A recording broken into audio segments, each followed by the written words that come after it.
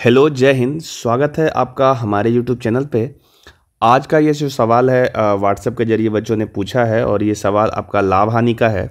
आप यहाँ पे देख पाएंगे, आपको पता चल जाएगा कि ये सवाल जो है एसएससी सीएचएसएल का पूछा हुआ है और ये 2024 का क्वेश्चन है। शिफ्ट 2 में ये क्वेश्चन आया था और काफ़ी अच्छा सवाल है। अच्छा सवाल मैं इसलिए कह रहा हूँ, वैसे है तो ये इजी, लेकिन अच्छा सवाल इसलिए कह रहा हूँ कि इसको बनाने का अगर मेथड को आप देखेंगे तो जो अगर सही अप्रोच से इसको बनाएंगे तब बहुत कम समय लगेगा, और अगर बेसिक अप्रोच से बनाने की कोशिश करेंगे तो बहुत ज़्यादा समय लगा दोगे। जिससे अगर आप जानते हैं कि एसएससी के क्वेश्चंस में आप क्या है कि समय ज़्यादा लगा दिए तो फिर उसके बनाने का कोई मतलब नहीं होता है, क्योंकि उसके कारण और भी सवाल छूट जाते हैं। तो सही अप्रोच लगा करके अगर आप मैथ को सोल्व करोगे तभी आपका चीज़ें जो है सही होगा और मैक्सिमम जो आपका स्कोर हो पाएगा। ठीक है, हम इस सवाल को बहुत अच्छे तरीके से एक एक कॉन्सेप्ट को बताने की कोशिश करेंगे और कॉन्सेप्ट सिखाने के लिए कुछ समय लेंगे। तो आप ये मत समझिएगा कि बहुत लंबा इसे खींच के बताया जा रहा है। कॉन्सेप्ट सीखना ज़रूरी है, क्योंकि अपना मोटिव यही है कि आपका जो प्रॉब्लम है, आपका जो डाउट है, उसे क्लियर किया जाए। ठीक है, तो हम आपके डाउट को क्लियर करने के लिए, आपके अंदर कॉन्सेप्ट को इम्प्रूव करने के लिए हम थोड़ा समय लेकर के बताएंगे और एक एक बातों को समझने की कोशिश करिएगा, तब आप जा करके बहुत अच्छा अपने एग्जाम में कर पाएंगे। चलिए एक बार सवाल पढ़ देते हैं कि सवाल क्या कहता है और इसको कैसे बनाना चाहिए, उसको सीखते हैं। सबसे पहली बात, सवाल देखिए क्या कह रहा है। तो सवाल कहा है कि रामेंद्र ने कुछ तरबूज 1500 रुपये में खरीदे। उसने उसमें से 1/4 तरबूज को 12% की हानि पर बेच दिया। शेष तरबूज को कितने लाभ प्रतिशत पर बेचा जाना चाहिए ताकि पूरे लेन देन में उसे 25% का लाभ हो। ठीक है, दशमलव के 2 स्थानों तक आपसे पूछा है और इसके लिए यहाँ पे 4 ऑप्शन दिया गया है। ठीक है, वो आप सब सवाल में देख रहे होंगे। ठीक है, इसमें सबसे अच्छा बात क्या है वो देखिए कि उसने कुछ तरबूज खरीदा है 1500 रुपये में। ठीक है, और आपसे जो वैल्यू पूछा है कि शेष तरबूज को कितने लाभ प्रतिशत पर बेचना चाहिए। ठीक है, दैट मीन्स ये कि आपका जो वैल्यू कैलकुलेट करना है वो प्रतिशत में कैलकुलेट करना है, जैसा कि ऑप्शन में दिख रहा है। तो इसके इस एक्चुअल वैल्यू से कोई लेना देना है ही नहीं। ठीक है, वो बस आपको सवाल में दे दिया है आपको कंफ्यूज कराने के लिए। जैसे मेरी कुछ बातों को समझने की कोशिश करिए। जैसे मान लीजिए कि आपके पास ना ये इतना सा तरबूज है। ठीक है, और इस तरबूज का 1/4 हिस्सा को आपने पहले बेचा है, तो शेष जो बच रहा होगा वो 3/4 बच रहा होगा, है ना। इस तरबूज के 1/4 हिस्सा को आपने बेचा तो शेष 3/4 बच रहा होगा जिसे आपको बेचना होगा, है ना। और अगर हम टोटल सीपी की बात करें, अगर इस पूरे तरबूज का जो कीमत है 1500 रुपया है होगा भी, तो 1500 रुपया को अगर हम बंटवारा भी करेंगे तो 1/4 का जो कीमत होगा वो 1500 का 1/4 होगा और बाकी जो शेष तरबूज बचा होगा वो 1500 का 3/4 होगा। ठीक है, तो हमें इस 1500 से कोई लेना देना नहीं है। बस हम ये देखेंगे जो हमारे सीपी का रेशियो होगा, यानी जो हमारे क्रयमूल्य का रेशियो होगा वो 1/4 अनुपात 3/4 ही होगा, है ना। क्योंकि जितना आप सामान लोगे उसके हिसाब से ही तो क्रयमूल्य होगा। 1/4 सामान लिए हो तो 1/4 क्रयमूल्य होगा, 3/4 सामान लिए हो तो 3/4 होगा। आप इसको ऐसे भी समझ सकते हैं, जैसे मान लीजिए कि आपके पास ना 100 कलम है या 100 पेन है और 100 पेन का कीमत सपोज 100 रुपया है। आप कुछ भी कीमत मान सकते हो, है ना।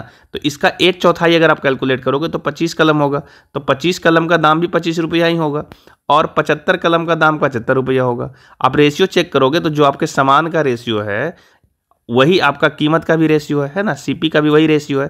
तो हम ये कह सकते हैं कि जो हमारा सीपी का रेशियो होगा वो 1/3 होगा, यानी हमारे क्रय मूल्य का जो रेशियो होगा वो 1/3 होगा। ठीक है, इस बातों को हम यहाँ से हटा देते हैं क्योंकि इसकी आवश्यकता है नहीं, बस आपको समझाने के लिए हमने ये चीज़ें लिया था। ठीक है, आपको समझ में आ गया होगा कि जो आपका सामान का रेशियो होगा वही आपके क्रय मूल्य का भी रेशियो होगा, यानी क्वांटिटी का जो रेशियो है वही आपके मूल्य का भी रेशियो है। ठीक है, क्वांटिटी बढ़ाओगे तो आपका मूल्य भी बढ़ जाएगा और क्वांटिटी घटाओगे तो आपका मूल्य भी घट जाएगा। ठीक है, तो हम इसमें ना एलिगेशन का मेथड लगाएंगे। एलिगेशन का मेथड क्या करता है, जैसे देखिए एलिगेशन में क्या है कि पहले जो कुछ भाग हैं 1/4 भाग है, आप समझिएगा इसको 1/4 भाग है, उसको इसने 12% के हानि पर बेचा है। 12% के हानि पे बेचा है, हानि है इसीलिए हम यहाँ पे माइनस लिख रहे हैं।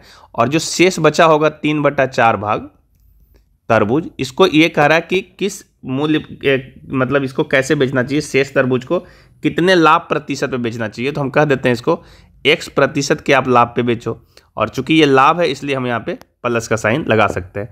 और इस टोटल खरीदारी में, मतलब ये टोटल लेन देन में जो आपने बिजनेस कर रहे हो उसमें आपको 25% का लाभ चाहिए, तो 25% बीच में लिख देंगे और ये प्लस में होगा चूंकि लाभ है। ठीक है, अब यहाँ से आप कैलकुलेट करोगे तो आप ध्यान देना, आपको इस तरीके से कैलकुलेट करना है कि इसमें से जो बीच वाला वैल्यू है 25%, उसमें से जो ये दो वैल्यू दिख रहा है, जैसे ये -12 दिख रहा है और ये x दिख रहा है, तो इसमें से एक वैल्यू बड़ा है और एक वैल्यू छोटा होता है, हमेशा होता है। ठीक है, तो अभी 25 और ये -12 है, तो हम यहाँ पे इसको घटा के लिखेंगे 25 माइनस -12, तो ये वैल्यू कितना आ जाएगा, ये वैल्यू आ जाएगा 37, है ना।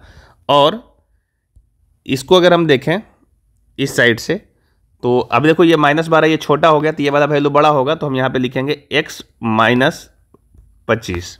ठीक है, ये यहाँ पे वैल्यू होना चाहिए। ठीक है, और जब भी हम इस तरह के एलिगेशंस के एक मेथड को लगा करके कैलकुलेट करते हैं, तो आपको ये पता होना चाहिए कि अगर आपका जो ये कैलकुलेशन कर रहे हो लाभ और हानि का, तो कैलकुलेशन में लाभ हानि का जो हमने ऊपर में लिया हुआ है, तो नीचे जो ये वैल्यू आता है ना, ये आपका सीपी का ही वैल्यू आता है, सीपी का रेशियो देता है। क्या देता है, सीपी का रेशियो देता है। तो यदि हम अभी सीपी का रेशियो देखें ना, तो 1/4 भाग का जो रेशियो दे रहा है वो है x माइनस 25, और 3/4 भाग का जो रेशियो दे रहा है ये है आपका 37। और इस दोनों का जो रेशियो अगर हम कैलकुलेट करें, तो हम पहले ही कैलकुलेट कर लिए थे कि ये वैल्यू आएगा 1/3, यानी 1:3। अब आपको क्या करना है कि इसको सॉल्व कर लेना है, और सॉल्व करने के बाद आपका x का वैल्यू आराम से आ जाएगा। अर्थात 3/4 भाग को हम किस प्रतिशत के लाभ पर बेचेंगे तो उसका पता चल जाएगा। आइए हम इसको सॉल्व करते हैं और देखते हैं इसका वैल्यू क्या आता है। तो सबसे पहली बात यह है कि इसको हम लोग क्रॉस मल्टीप्लाई करेंगे, तो ये वैल्यू आ जाएगा 3x माइनस का 75, और इधर आ जाएगा ये 37। ठीक है, अब इसको हम सॉल्व करेंगे तो ये वैल्यू आएगा 3x इक्वल टू, ये 75 जाके उधर ऐड हो जाएगा, तो ऐड करेंगे तो ये 112 आ जाएगा, और x बराबर हम यहाँ से अगर लिखना चाहें तो 112/3 आ जाएगा। इसको यदि आप सॉल्व करोगे तो देखो 3 तिया 9, यहाँ से 2 बच गया, और 7 तिया 21 हो जाएगा, और 1 बचा है, तो ये 33% आ जाएगा। ठीक है, तो ये वैल्यू आ गया 37.33%। अगर आप ऑप्शन पे जाएंगे तो देखेंगे 37.33% कहाँ पे है, तो ये देखो पहला जो ऑप्शन है वही है 37.33%। यही आपका करेक्ट ऑप्शन है। क्यों, अगर आप 3/4 भागों को, ये जो आपने माना था x%, इसका सही वैल्यू आ रहा है 37.33%। अगर इस लाभ पे अगर आप जो शेष आपका तरबूज है उसको बेचोगे, तो आपको पूरे ही सौदे में, पूरे लेन देन में आपको 25% का एकदम एक्यूरेट लाभ मिलेगा। ठीक है, ये आपका सवाल था।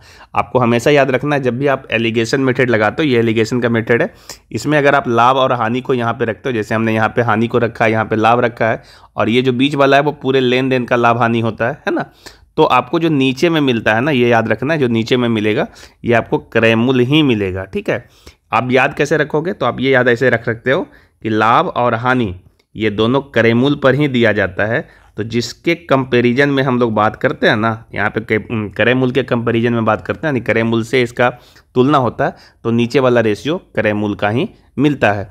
अदरवाइज कुछ और भी रहता है, जैसे अगर हम बात करते हैं, सपोज अगर हम बात कर रहे होते हैं चाल का, ठीक है, किसका, चाल का, तो चाल क्या होता है, दूरी बटा समय होता है। तो हमारा जो चाल है किसकी तुलना में बात हो रहा है, तो यहाँ पे जो चाल है वो आपका समय की तुलना में बात हो रहा है। तो नीचे वाला जो यहाँ पे रेशियो आ रहा है ना, ये रेशियो आपका समय का होता है। मेरा कहने का ये मतलब है, अगर यहाँ पे चाल रखे होते, यहाँ पे चाल रखे होते, यहाँ पे किसी का चाल रखे होते, तो नीचे में समय का रेशियो मिलता। याद है, यहाँ पे लाभ हानि या लाभ हानि रखेंगे तो नीचे क्रय मूल्य का मिलेगा। यानी हमारा ये कहना है कि जिसकी तुलना में हम बात करते हैं रेशियो उसी का मिलता है।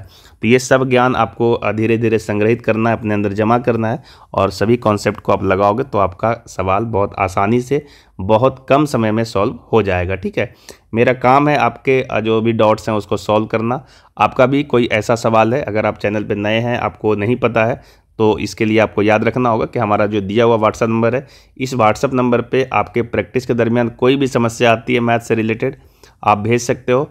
जो भी मुझे टाइम मिलेगा, जब भी इसका एक्यूरेट आपका जो सॉल्यूशन होगा वो आपको हम जल्दी प्रोवाइड कराने की पूरी कोशिश करेंगे। ठीक है, यदि आप चैनल पर नए हैं तो चैनल को बिल्कुल सब्सक्राइब करिए, अपने फ्रेंड सर्कल में शेयर करिए, ताकि आपके सब्सक्रिप्शन से और वीडियो के लाइक और शेयर करने से जो हमें एक सपोर्ट मिलता है, उस सपोर्ट से और भी मतलब बच्चों का जो सॉल्यूशन होता है उसको करने में अच्छा इंटरेस्ट आता है, काफ़ी मन लगता है, काफ़ी मोटिवेशन मिलता है। तो इस बात का हमेशा ख्याल रखिए कि जब भी आपको सवाल का सॉल्यूशन मिल जाता है, आपको समझ में आ जाता है, तो एक प्यारा सा कमेंट ज़रूर बताइए, जिससे पता चलता है कि हम बताने के बाद आप पे कितना असर पड़ता है इसका, क्या इससे आप कुछ सीख पा रहे हो या फिर बस ऐसे ही वीडियो चल रहा है ना। तो आप अपना कमेंट देना नहीं छोड़िए और वीडियो को लाइक और शेयर ज़रूर कर दीजिए। चैनल को हो सके तो ज़्यादा से ज़्यादा सब्सक्राइब कराने की कोशिश करिए, ताकि छोटा सा चैनल पे जब आप लोगों का सपोर्ट मिलता है ना, तो यही चैनल धीरे धीरे बड़ा बन जाता है और आपके लिए और अच्छे से काम किया जा सकता है। चलिए मिलते हैं आपके ऐसे ही कोई और सवाल जो बच्चों के आएंगे उसके साथ लेकर के हम आएंगे। तब तक के लिए जय हिंद।